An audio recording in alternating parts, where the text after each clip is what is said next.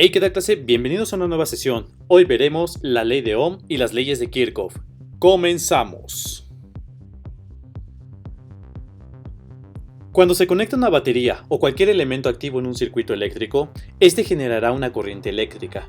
Cuando el elemento de carga o elemento pasivo del que se esté hablando es atravesado por la corriente eléctrica, este se polariza positivo cuando entra la corriente y negativo cuando sale de él, generando entre sus terminales una tensión, a lo que formalmente le llamaremos caída de tensión, mientras que la fuente o fuentes que alimentan el circuito se dirá que proporcionan una subida o subidas de tensión al circuito.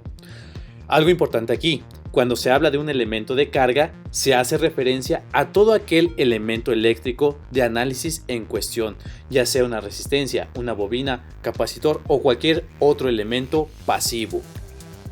La ley de Ohm establece que una resistencia fija, cuando mayor es la tensión o voltaje aplicado en los terminales de dicha resistencia, mayor es la corriente. Y cuando mayor es la resistencia bajo una tensión constante, menor será la corriente. Dicha ley tiene como definición matemática que la corriente es directamente proporcional a la tensión aplicada e inversamente proporcional a la resistencia presente en el circuito. La ley de Ohm, una de las más importantes dentro del estudio de los circuitos eléctricos, recibe su nombre en honor a su creador Georg Simon Ohm, físico matemático alemán, quien presentó su ley para definir la corriente que fluye a través de un elemento resistivo. Sin embargo, esta misma ley, por su sencillez, fue considerada como deficiente y descabellada, lo que le hizo perder su trabajo como profesor, pero sería el tiempo quien le diera la razón, y en recompensa de ello se le otorgó una cátedra en la Universidad de Múnich. Al día de hoy, esta ley constituye el pilar principal del análisis de circuitos eléctricos y electrónicos, por más complejos que estos sean. En sesiones anteriores hemos definido los términos de tensión, corriente y resistencia. Vale la pena recordar de forma rápida que la tensión eléctrica o diferencia de potencial entre dos puntos es el trabajo necesario para mover una unidad de carga de un punto a otro en un determinado material. La corriente se refiere precisamente a la carga o cargas que fluyen a través de ese material, y la resistencia se refiere a la propiedad que poseen los materiales de oponerse en mayor o menor medida al paso de la corriente eléctrica. Estos tres conceptos interactúan por la relación matemática donde la corriente será igual a la tensión que alimenta el elemento resistivo entre ese mismo elemento resistivo. En otras palabras, la corriente es directamente proporcional a la tensión aplicada e inversamente proporcional a la resistencia por la que fluye dicha corriente. Otro de los pilares del análisis de circuitos eléctricos son las leyes de Kirchhoff. Estas son dos y deben su nombre al físico matemático prusiano Gustav Robert Kirchhoff, cuyas aportaciones científicas recaen en el análisis de circuitos eléctricos, espectroscopía, óptica y el estudio de la radiación de cuerpo negro. Bajo la tutela de Franz Ernst Neumann, desarrolla las dos leyes que estaremos estudiando. La ley número 1, la ley que se refiere al estudio de las corrientes que ingresan y salen a través de un nodo eléctrico.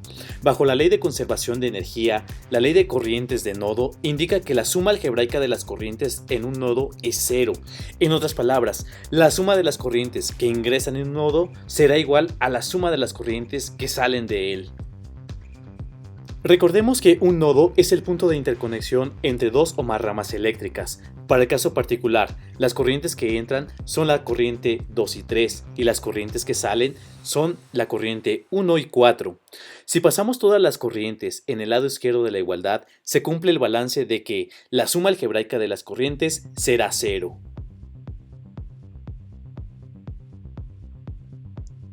La segunda ley, la ley de mallas, se refiere al estudio de las tensiones presentes en un circuito eléctrico, ya sean subidas o caídas de tensión. Recordemos que cuando se habla de subidas de tensión, se hace referencia a los elementos activos presentes en el circuito, es decir, los elementos que aportan energía, y las caídas de tensión se hará referencia a los elementos pasivos presentes en el circuito, es decir, aquellos elementos capaces de absorber, almacenar o disipar energía eléctrica. La ley de mallas también cumple con el principio de conservación de energía y enuncia que la suma algebraica de las tensiones presentes en un lazo o malla será cero. En otras palabras, la suma de las subidas de tensión será igual a la suma de las caídas. Para el caso particular se debe considerar un sentido de análisis. Se sugiere el sentido horario, es decir, el sentido en que giran las manecillas del reloj. Este sentido puede ser asociado como la dirección de la corriente que fluye a través de cada uno de los elementos involucrados en la malla. Así que, asumiendo esto, sabemos que la dirección de la corriente polariza cada uno de los elementos pasivos presentes en el circuito. En este caso, las resistencias, tomando positivo donde entra y negativo donde sale, y con ello asociando una caída de tensión para cada elemento. Tomando el recorrido propuesto, el sentido de la corriente entra por la resistencia R1, polarizando positivo y sale negativo, asociando con ello la caída de tensión que llamaremos voltaje 1.